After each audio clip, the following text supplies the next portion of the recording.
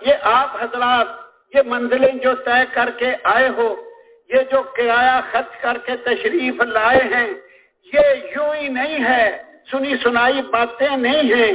ہاں، اس پر جو ملے گا انعام پھر پتہ چلے گا۔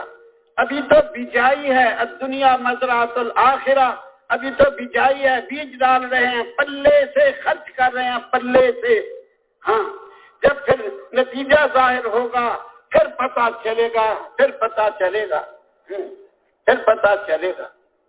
صحابہ کا ایک لشکر اللہ کے راستے میں جا رہا تھا، ایک آدمی سواری اس کے پاس موجود، وہ پیدل چل رہا تھا۔ یہ بھی حیات الصحابہ میں لکھا ہے۔ ہماری گزارش ہے حیات الصحابہ انفرادی ضرور پڑھا کریں، ہر آدمی کے پاس ہو۔ ہاں، گھر والوں کو پڑھ کے سنائیں۔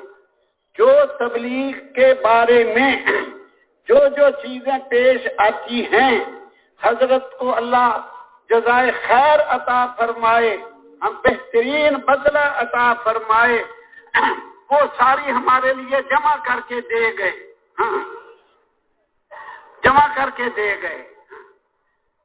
قاری محمد طیب صاحب رحمت اللہ علیہ نے انہی حیات الصحابہ کی ایک جلد کے شروع میں مقدمہ لکھا ہے، اور اس پہ یہ ارشاد فرمایا ہے کہ حضرت کے پوری امت پر دو احسان ایسے ہیں پوری امت ان کا بدلہ نہیں دے سکتی۔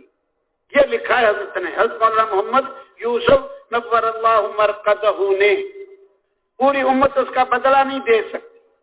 ایک تو یہ کہ تبلیغ کا کام، جو الفاظ پورے پڑھنے ہوں تو اس پہ دیکھ لینا، میں تو خلاصہ عرض کرتا ہوں۔ جو مولانا محمد الیاس رحمہ اللہ چھوڑ کے گئے، اس کو مضبوط بنایا اور پوری دنیا میں ملکوں میں اس کی جڑیں لگائیں۔ یہ اس کا اتنا بڑا احسان ہے مولانا محمد یوسف رحمہ اللہ کا کہ پوری امت بدلہ نہیں دے سکتی۔ اور دوسرا لکھا ہے حیات الصحابہ، یہ کتاب، یہ ساری امت اس کا بدلہ نہیں دے سکتی۔ عوام تو عوام، خواص کے سامنے بھی یہ چیزیں نہیں تھیں۔ تو ہماری گزارش ہے حیات الصحابہ انفرادی ضرور پڑھا کریں، حیات الصحابہ۔ اور اس پہ لکھا ہے وہ آدمی پیدل چل رہا، سواری پاس موجود، ایک دوسرے آدمی نے اس سے پوچھا، بھائی تیرے پاس سواری بھی موجود ہے اور تو پیدل چل رہا ہے؟ اس نے کہا میں اپنی سواری کو تھوڑا آرام دے رہا ہوں، اور میں نے رسول پاک صلی اللہ علیہ وسلم سے سنا ہے جو اللہ کے راستے میں نکلے، اللہ کے راستے کا گرد و غبار جو اس پہ پڑے، دوزخ کی آگ تو درکنار، دھواں بھی وہاں نہیں آئے گا۔ ما مست النار، جو دھواں آگ اس کو چھونے کی بھی نہیں۔ یہ آدمی پوچھنے والا دور چلا گیا، سارے قافلے سے ایک طرف چلا گیا، وہاں جا کے زور سے پکار کے اسی آدمی سے پوچھا جس سے پہلے پوچھ چکا، ارے تیرے پاس سواری موجود ہے کہ تو کیوں پیدل چل رہا؟ وہ سمجھ گیا کہ یہ سب کو سنانا چاہتا ہے، ابھی مجھ سے پوچھ کے گیا۔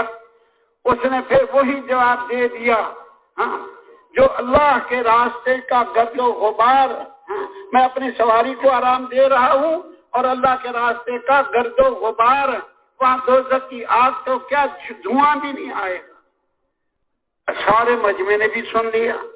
راوی کہتے ہیں لوگوں نے گھوڑے سے نیچے چھلانگیں لگا دی اور سواریاں پاس موجود ہیں اور پیدل چلنے لگے، اور راوی کہتے ہیں جتنے پیدل چلنے والے میں نے اس دن دیکھے اور جتنا غبار اڑتا میں نے اس دن دیکھا، ساری زندگی کبھی نہ دیکھا۔ اب بتاؤ، آپ لوگ جو سفر کر کے آئے ہیں، یہ یوں ہی نہیں ہے